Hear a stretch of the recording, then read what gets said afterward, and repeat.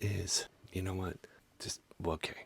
We're going to talk. I can't do that. Look at this. I want to talk about gerrymandering and district and redistricting and the House of Representatives because they're all tied together. And I don't know if you know this, but it's sort of been in the news recently. Quick overview. I think everyone knows what gerrymandering is. It's named after a guy named Gary, but looks like Jerry because it's with an E. Reminds me of Parks and Rec, of course. Larry, Gary, Jerry. The mander part comes from the district that this guy drew in the 1700s because it looked like a salamander. No, I'm serious. That's why. Terrible portmanteau that we've used for centuries. That doesn't look like a salamander to me. It should be called Jerry Monster. Anyway, there are districts drawn to get maximal amount of representation from the least amount of people so that your party has more representation than they really deserve. Which leads me to propose changing all district maps across the country to represent actual communities, actual drawn communities, actual things that we live in, like your county, your townships, your villages, your cities,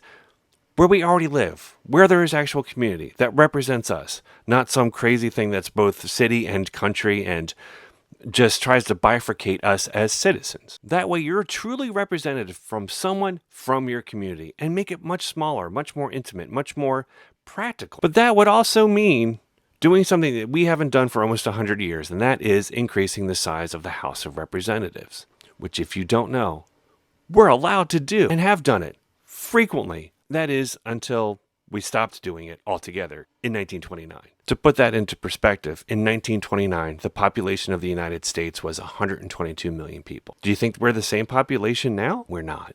We've grown a lot. We have grown 170% since then. We went from 122 million to about 330 million now. And yet, the House of Representatives remains the same size. If you do the math, I can math to keep up with the population increase. That would mean that the House would have to increase from 435 to 1,175. There is nothing preventing us from doing that. And I think it's important to make this change because it more represents the population and the constituents, which is what this is about.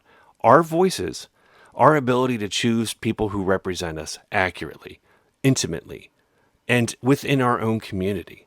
And the only reason it's not happening is because they don't want to benefit us. They don't want to have fair representation. And that's it. That's all I wanted to say. It's just what was in my mind on this Sunday morning. Okay, I love you. Bye.